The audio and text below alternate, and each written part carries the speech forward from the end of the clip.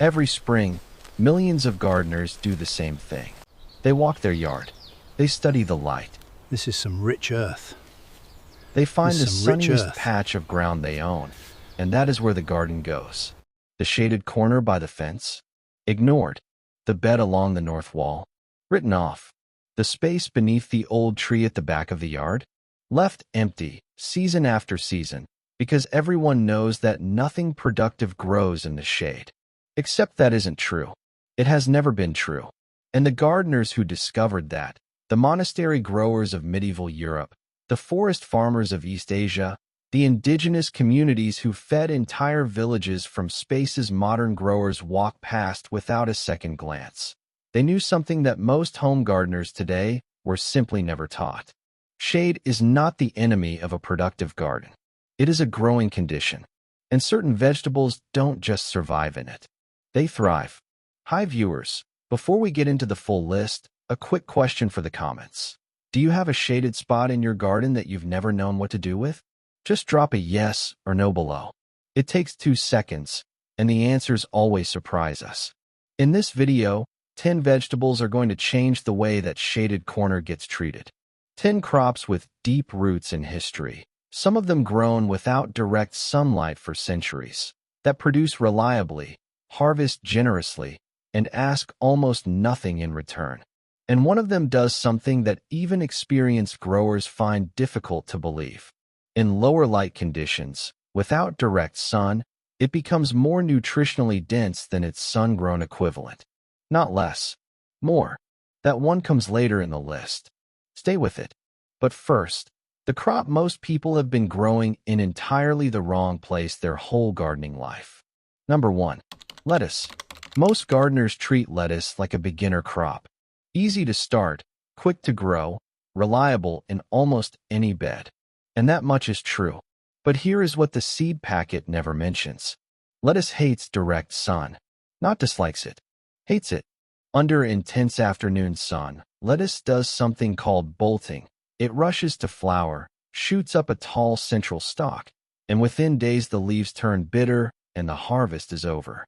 Most gardeners who have experienced this assume they did something wrong. Wrong timing, wrong watering, wrong variety.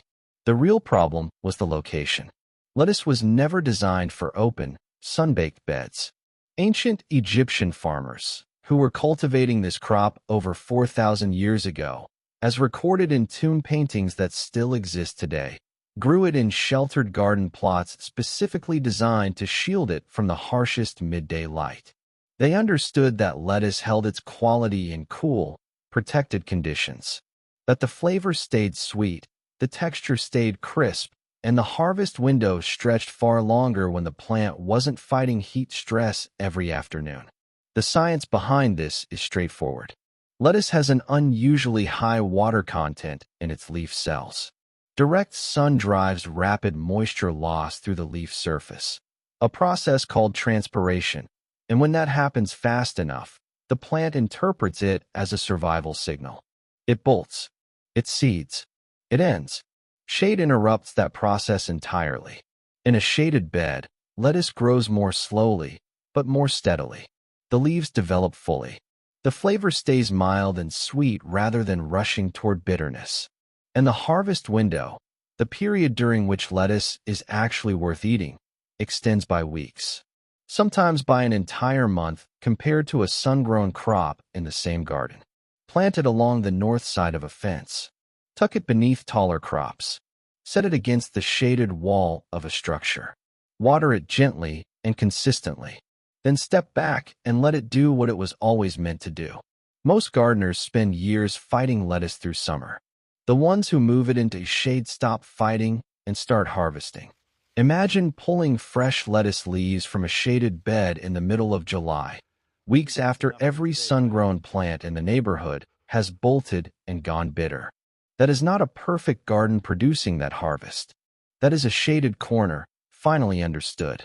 And lettuce is just the first crop on this list, because the next 2 vegetables go even further. They don't just hold their quality in the shade. They develop flavors in lower light that sun-grown versions simply cannot match. Most gardeners have grown both of them, just never like this. Most gardeners never question it. They plant arugula in the sunniest bed they own, watch it bolt by July, and assume that's just how arugula behaves. Sharp, difficult, unreliable. It isn't. Arugula has been cultivated since the 1st century AD. Roman soldiers carried it on military campaigns across Europe, not because it was easy to grow in open fields, but because it thrived in the cool, shaded edges of temporary garden plots where other greens would have wilted in days. It grew along stone walls, beneath olive trees, in the quiet, protected shadows that field crops couldn't use. That's where arugula found its character. Here is what direct sun does to arugula. It strips it. The heat accelerates a chemical process in the leaves that pushes the flavor past complexity and into something sharp enough to overpower everything around it. Bitter in a way that isn't pleasant.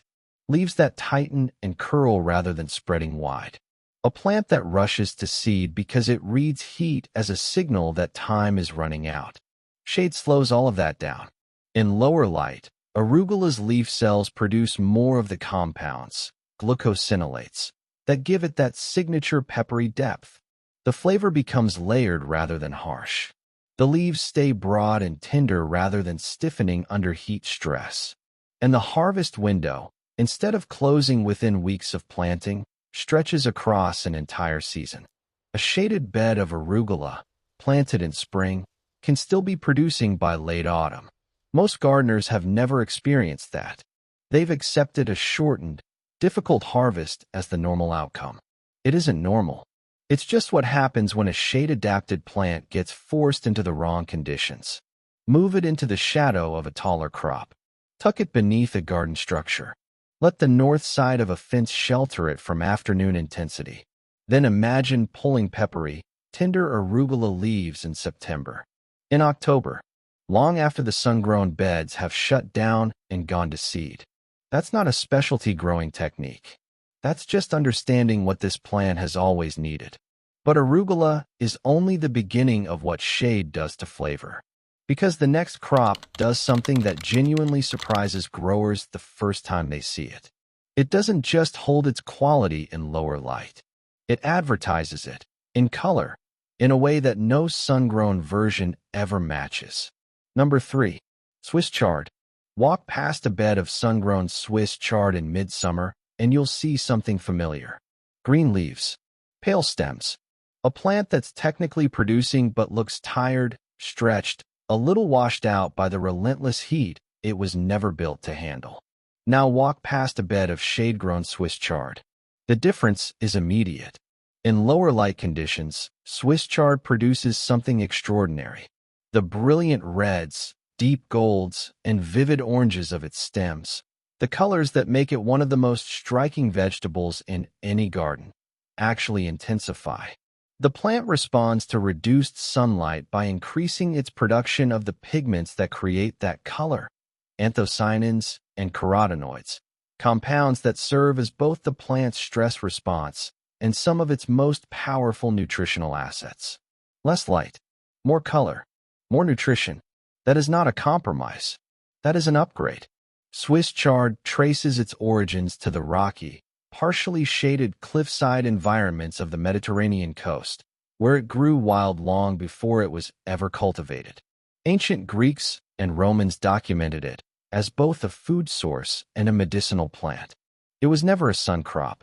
It was a cliff crop, a shade-edge crop, a plant that developed its most valuable qualities precisely because it had to make the most of limited light.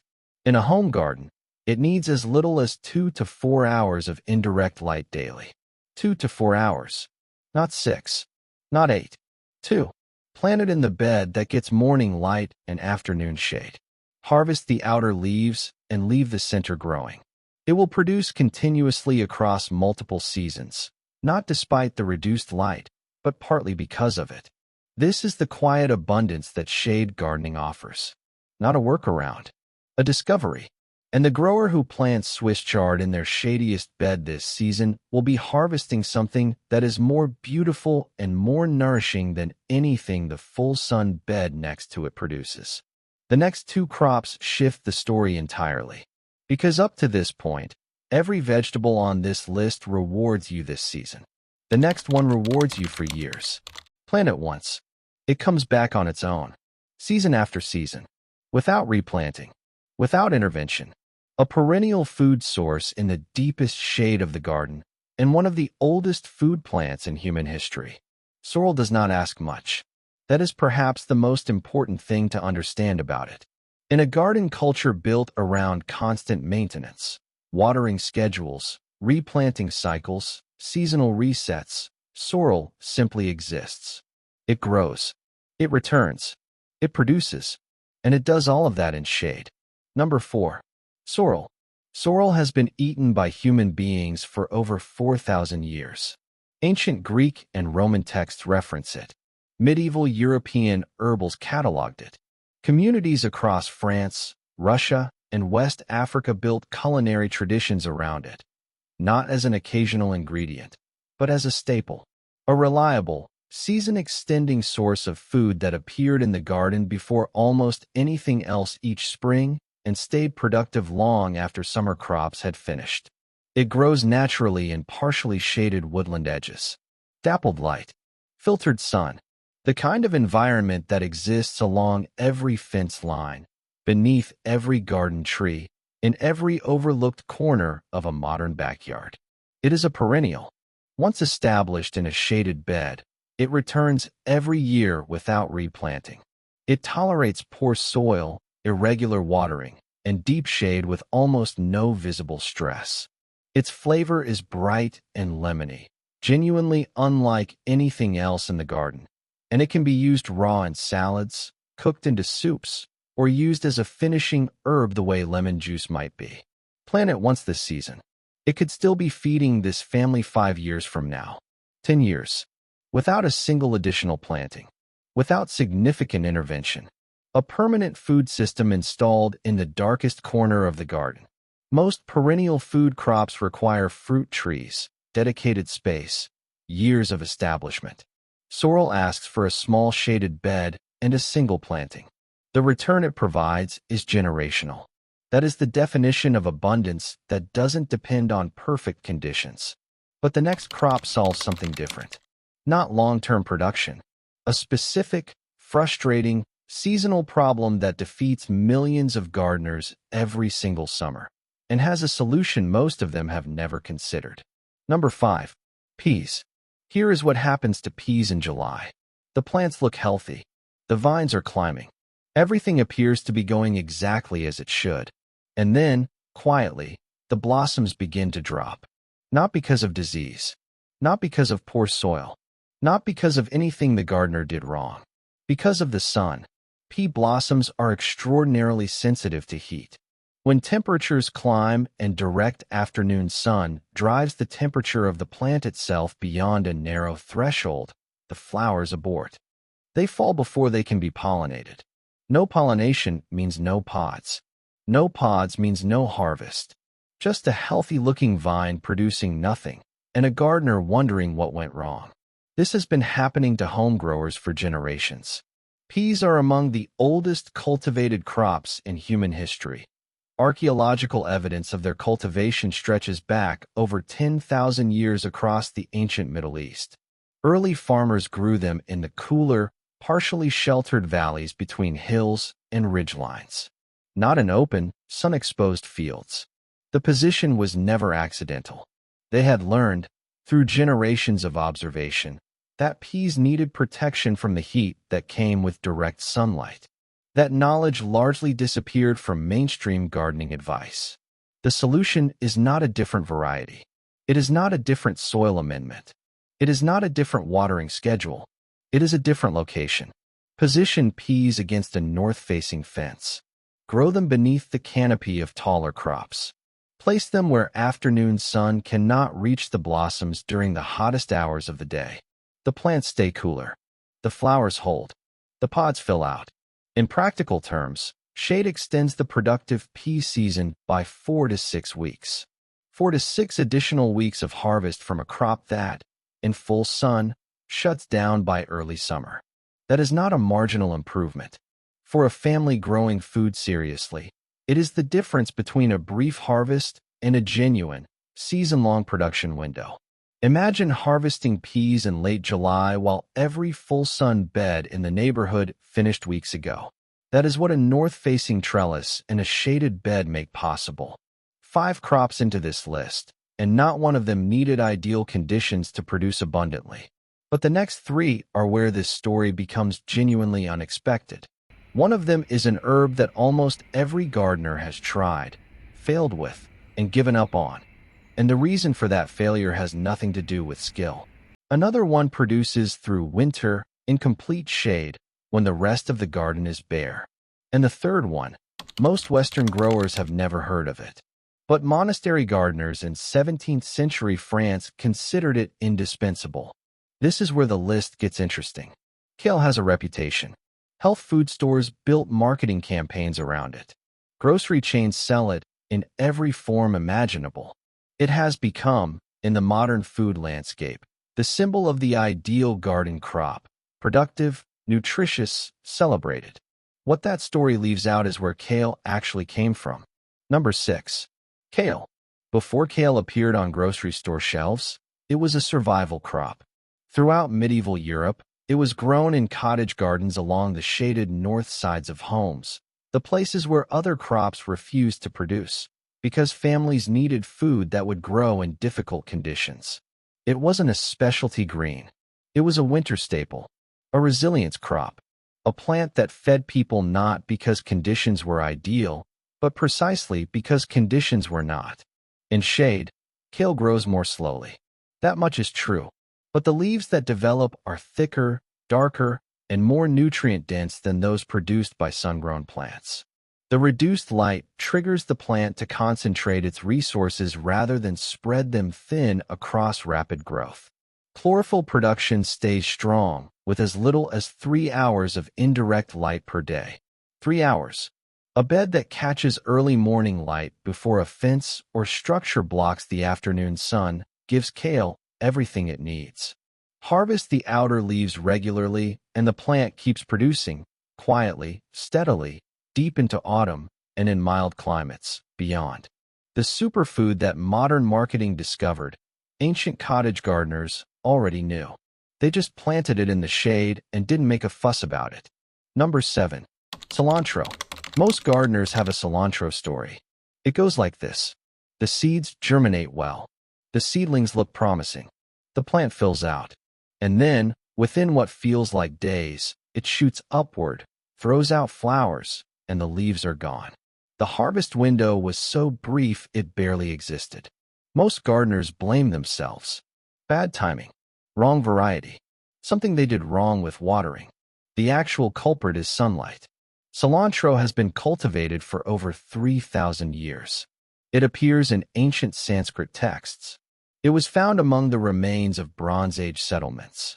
Throughout its long history, it was grown in the cooler, partially shaded regions of southern Europe and Western Asia, environments with filtered light and moderate temperatures. It was never a sun crop. In full sun and summer heat, cilantro's bolt cycle compresses almost to nothing. The plant reads the heat as a signal to reproduce before conditions worsen, and it acts on that signal immediately. In shade, the bolt cycle slows dramatically. The leaves stay broad, flat, and harvestable for weeks longer than any sun-grown plant in the same garden.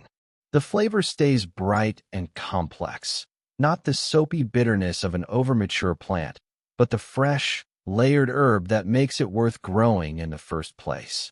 Plant cilantro in the shadiest available bed. Start a new row every 2 to 3 weeks through the growing season. The herb that earned a reputation for being difficult is not difficult. It was simply being planted in the wrong place. Number 8. Mache. This one most Western gardeners have never grown. That is worth sitting with for a moment, because mache, also called corn salad or lamb's lettuce, may be the single most underutilized shade crop available to home growers today. In the 17th century, it was cultivated in the kitchen gardens of French monasteries as a winter staple. Monastery gardeners valued it for one specific reason. It grew in conditions that defeated every other crop they had. Deep shade, near freezing temperatures. The quiet, difficult months of late autumn and early winter when productive gardens are supposed to be finished. Mache wasn't finished. Its rosette growth form keeps it low to the ground, where temperatures are slightly more stable and the available light, while limited, is most consistently present. It is extraordinarily cold-hardy. It produces through conditions that end every other leafy green in the garden. The flavor is mild and nutty, genuinely unlike anything most gardeners have tasted fresh from their own soil. Plant it in the deepest shade available, in late summer or early autumn. Then, in November, when the rest of the garden is gone quiet, walk out and harvest it. That is not a gardening trick. That is a 400-year-old growing system that monastery gardeners developed out of necessity and modern growers simply forgot. Most gardeners won't discover mache until they read about it somewhere. The gardeners who plant it this season will be harvesting in December. That gap between knowing and not knowing is exactly what separates a productive garden from an empty one in winter. 8 crops.